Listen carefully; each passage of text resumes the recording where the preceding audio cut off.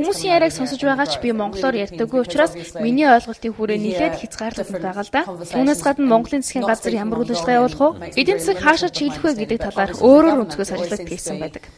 Different observations on where the government's going to go here. Энэ таар мэрэгчлүүд хэлэх байх л та. Бидэнд энэ талаар хангалттай мэдлэг мэдээлэл байхгүй учраас нэг л тоодоггүй. Энэ бол тэдний энд ирэхгүй байх хангалттай шалтгаан болж байна. That's just enough to stop someone from coming over. Яагаад гэвэл уулуурхайн талаар Монголдо өрсөлдөхөс улсууд байна. Магадгүй тэдгээр улсуудад очиж ажиллахад амьдрах орчин нөхцөлийн хувьд Монголоос илүү байж магадгүй. Бас илүү өндөр цалинтай ч байж мэднэ. Бас хүүтэн цагаагарыг таашаадаг хүмүүс байдаг шүү дээ. Та бүхэн манад байгаа ажлын байруудад хүмүүсийг татахын тулд ямар улсуудаа өрсөлдөж байгааг анзаарч харах хэрэгтэй. Би Дубай, эсвэл Өмнөд Америк зэрэг халуун амьсгалтай орнууд дэх сургуультай багш нарыг ажиллахын тулд бусад сургуулиудаа өрсөлдөлтөө тэдгээр улсуудад очиж ажиллах хүсэлтэй хүмүүсийг ажилтнаар авах шаардлагатай болдог. Харин одоо анхаарал татж байгаа нэг зүйлийн талаар ярилцъя. Gaining attraction basically. Mongolian government supported by Саяхан Монголын засгийн газар ерөнхийлөгчийн дэмжлэгтэйгээр нэг хөтөлбөр ирж байна. Дэлхийн шилдэг их сургуулиудад элсэн оюутнуудад засгийн газрын тэтгэлэг олгох хөтөлбөр in the world they can get basically sponsor the government could sponsor their tuition fee. Улаанбаатар дахь Британийн дунд сургуулийн төгнөлийг уншиж байхад сургуулийн эрхэм зорилго сурагчдаа дэлхийн шилдэг их сургуулиудад элсэхтэн туслахад оршино гэсэн байсан. Is to help students to gain an entry into the world class. Тэгэхээр засгийн газрын гаргасан шийдвэр танад их тусч байгаа бол. Ер нь энэ шийдвэр танаа сургууль ямар байдлаар нөлөөлөх вэ? What does it mean to your school basically? Okay, so again it goes on to looking at the individual child, and in order to За бид тухайн хүүхдийг судалдаг л да. Лифт багтдаг их сургуулиуд гэрчлэн дэлхийн шилдэг их сургуулиуд элсхийн тулд зөвхөн онц дүнтэй төгссөн байх нь чухал биш. So it's really important that the way that we're supporting our children. Тийм ч учраас бидний арга барил зааж байгаа хичээлүүд IGCSE сургуулийн хөлбөр тохирсон хичээлүүд байх нь маш чухал. Сурагчдад дэмжлэг үзүүлснээр их сургуульд ямар чиглэлээр сурахыг хүссэн байна, түүн рүү хөтлөх жимийг нь гаргаж өгөх хэрэгтэй. Obviously after a couple of years мэдээж IGCSE хөтөлбөрийн дагуу 2 жил суралцсны дараагаар өөрөөр их сургуулиуд өөрөөр боломжуудыг ажилтнуудаа цуг судалж эхэлдэг. Гэхдээ зөвхөн ингэж болчихгүй. Эдгээр их сургуулиуд дэлхийн иргэдийг хайж байгаа. Зөвхөн онц дүнтэй суралцах хүүхдүүдийг хайхгүй шүү дээ. Бидний хувьд сургуулийн хөтөлбөрөөс гадна өөр боломж болцоонуудыг бид тэдэнд олгохыг хүсдэг. Жишээ нь бидний сургуулиуд дээр хэрэгжүүлдэг том ажлуудын нэг нь сурагчдын удирдлага. Эрэгтэй лидер сурагч, эмэгтэй лидер сурагч, бас цол зэрэг гэж байна. I'm going to start looking at sort of better leadership programs. Би сурагчдад зориулж цаашдаа бета leadership хөтөлбөрийг хэрэгжүүлэх талаар судалж эхэлж байгаа. Үүнээс гадна тэднийг буйны үсэд орцуулах бололтой байна. What can they come up with? What proposals make them quite responsible? So therefore гэхдээ хүчээр биш. Тэдний зүгээс ямар санал санаачлаг гарах вэ? Тэднийг юу хариуцлагатай болгох вэ гэдэг талаас аяа. Тэд их сургуульд элсэх хүсэлт гарах үедээ зөвхөн сурлагын талаар биш, нийгэм тусдаа ямар зүйл хийж чаддгийг харуулж байна. Сурагчид спортод авьяастай байж болно. Тиймээс тэдгээр давуу талыг нь хөхөөлөн дэмжих хэрэгтэй. Манай сургуулийн орчин маш гайхалтай. Сурагчид хамтлаг байгуулж болно, төгөлдөр хуур тоглож болно, бүжиглэж болно. Манайх маш сайхан бүжгийн танхимтай шүү. Of just the academic. Бас фитнес усан бассейнтай. Хүүхдүүд эдгээр давуу талуудыг ашиглаж болно. Тэгэхээр зөвхөн академик сургалтаас гадна бусад талаар өөрсдийгөө хөгжүүлэх бүрэн боломжтой. Ирээдүйд манай Их Британий сургуулийг төгссөн хүүхдүүдийг ихтэй сургуулиуд булаацалдаад авдаг тийм хэмжээнд хүрэхийн төлөө ажиллаж байна. Well, unfortunately that's харамслан бидний ярилцах цаг дуусч байна. Well, I'm sure танай сургуулийн орчин танилцуулгаас хараад үзэхээр үнэхээр гайхамшигтай баригдсан байлаа шүү. Эцэст нь хэлмээр танд маш их баярлалаа. Well, thank you very much. Маш их баярлалаа. Баярлалаа.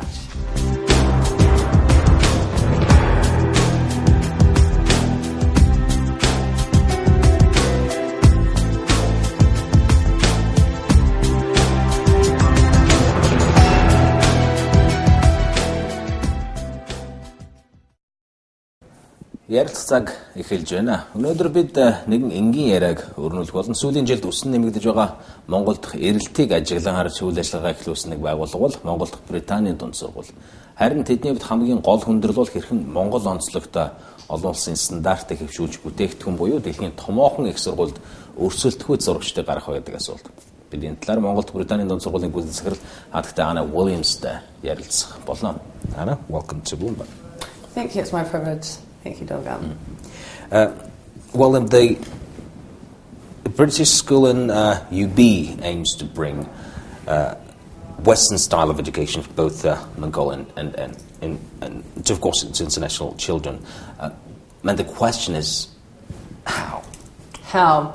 Well, I think the standards. I think first of all, the group of people who represent Eco School Gardens, when you say how, it encompasses many different facets to do something like that. So, first of all, the building itself.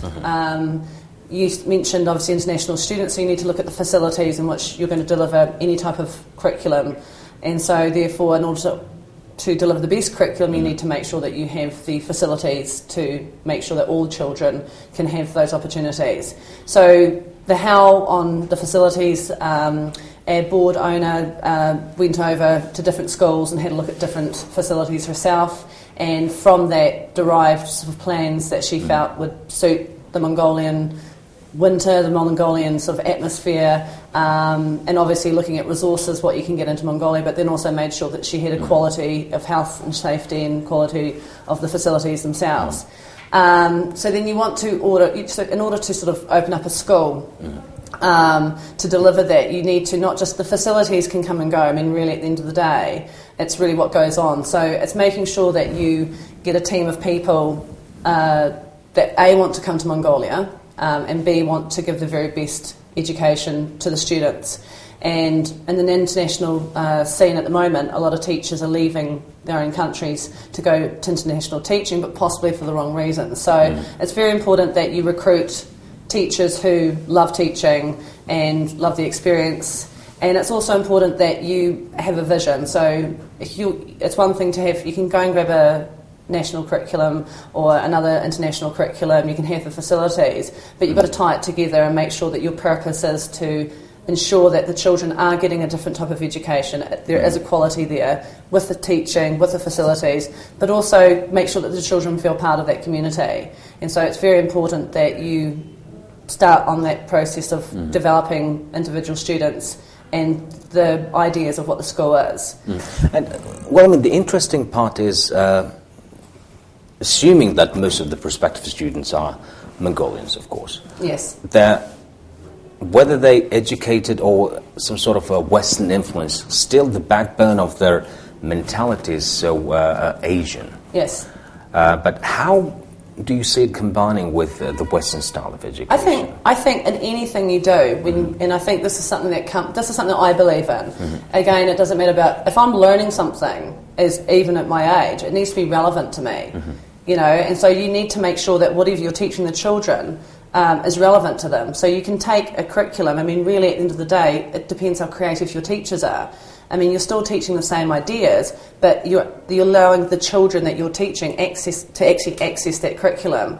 So the curriculum, the national curriculum of England and Wales, and it's not the only curriculum, but we look at teaching the individual child, and that might sound like a lot of people look at that and they think, oh, sure, how can you actually teach the individual child? But you do, because the way that we assess the children, ongoing assessment, the way that we deliver a lesson, there's not just one lesson for anyone to access. You differentiate it, so you have the lower learners. And so they're still achieving the same objective, but it's work that they can actually access, it's something that they can actually achieve. You've got the mainstream children who are usually always on target, but then you've also got to admit that some of the children can already do that. So you need to extend those children and make sure that you're moving them up so that they can get higher grades. So all of our lessons from year 1 up to year 9 are all differentiated, so that we're constantly pushing these children. It's really, really important that if you just teach one lesson, then really even the children who are higher, they don't necessarily access that because they become bored. and then you get behaviour problems. So for us, that's something that's really important. So it's relevant to them. It's relevant to our Mongolian children. So it's relevant. So we might compare, say the tutor's time to, say, maybe Chinggis Khan's time as well. And so what are the similarities? What's the difference, etc. Well, I mean, yeah, there is no doubt that there are advantages. But, I mean, the question increasingly, we've been hearing comments from both parents and also from politicians as well in England that their educational system might be failing the society. But and when you said that the curriculum is based on English and Welsh curriculum and bring them here and far away in the other side of the world, can it actually work? Well, there's two things there. I've actually just come back from London from a COBIS conference. So British Schools, a candidate member of Council of British International Schools, and the head of Ofsted spoke to us as a panel and spoke about how it's not necessarily the curriculum that's failing; it's the schools that are failing it. Anyone, like I said, it's about who delivers that curriculum, and you'll find that a lot of these schools are getting a satisfactory. And what the problem that Britain is having at the moment is satisfactory good enough? These satisfactory schools where you've got 60% of schools that are on satisfactory. Really, you kind of really want your schools to be moving towards good and outstanding. So that's where the problem is, and that's where they feel that they're being failed. It's not necessarily the curriculum. And how are you intending to fix that problem they see as a problem, and which you might... So what they were speaking about is obviously changing the standards and making sure that there's support put in those schools as well. I mean, if you're a failing school, you need to start making steps and be monitored. You need to be kept accountable. So that was that. But then also... you said something else. So we were saying about it's a failing curriculum, but it's also, like I said, it's making it relevant. It's making sure that a curriculum has to be the right teachers. You can say you're doing the national curriculum, but how do you know that? How do I know as a principal that we're delivering the national curriculum? So I check the planning. Every week it gets sent to me. I make sure that when we have policies that they relate to what the expectations of the British curriculum, because we still have to be accredited by a British council or someone who represents the British curriculum to come over to our school to actually tick off and say, yes, you are a British school. So I need to make sure that we still instill those morals, those values, but at the same time show that we understand that we're a majority of our students are Mongolian. So we look at that, and the best way to do that is get the Mongolian children involved, get the Mongolian staff, get the foreign staff involved, and look at different ways to improve that. And we're a very collaborative school. We've just finished doing an action plan for next year. Everybody's been involved in doing that. The parents have, the students have, the staff have, because we need to have ownership of that. So when you look at, in general, the problems that they're facing in Britain is, you just don't seem to notice that doesn't impact us. The British curriculum, the IGCE curriculum, or GCSEs if you're in Britain, that is still the most popular curriculum internationally. And that's been proven by ISC, which is a research company that goes around looking at international schooling. So the IB is up there, but it's... Is it result-based, or is it just because it sounds good, because it sounds British? Again, it comes down... of course it's the name. A lot of people, they want to go to Ivy League schools in Britain. I mean, Britain does have this kind of persona of being... it's educational around. People want to go there. There's a mentality of different countries. But I think also, again, it's how you deliver it. If I say this is how something's going to happen, it will happen. But then other schools might have it as name, but actually not be delivering it at all. What about in your home country, New Zealand? New Zealand, yes.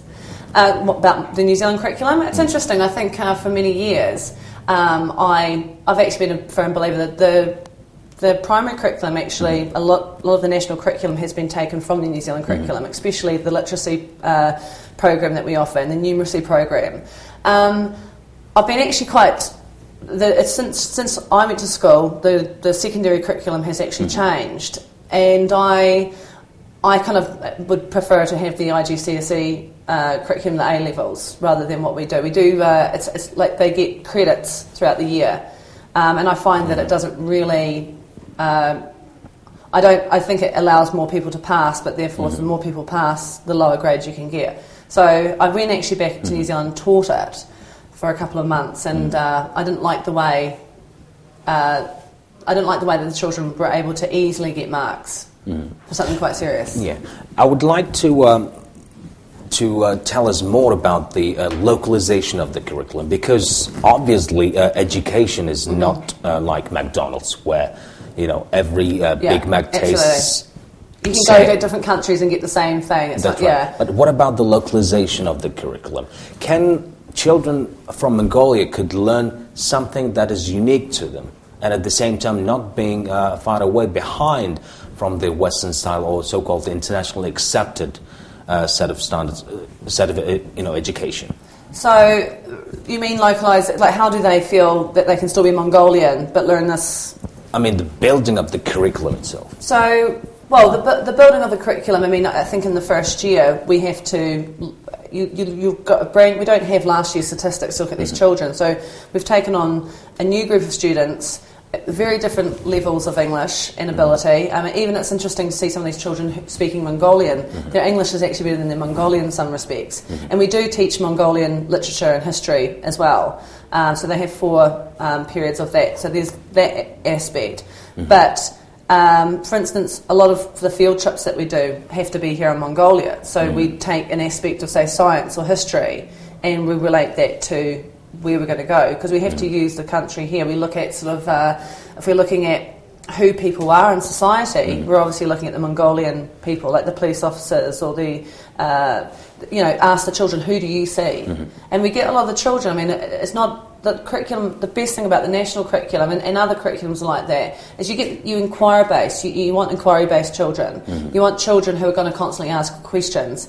Our mission of the school is to educate global citizens in pursuit of personal excellence in an ever-evolving community to become lifelong learners. Now, that's a big mouthful, but what that means is that's what we believe in. So we want our children to constantly be asking questions. So we're not sitting there dictating, right, this is what it says in the book, this is what I've got to cover today. It's more we're asking them, what do you think about this? How do you know that? And that's something that all my teachers do. So we're constantly showing them that the ever-evolving community, it's more apparent probably here in Mongolia than a lot of other countries, because it's constantly changing.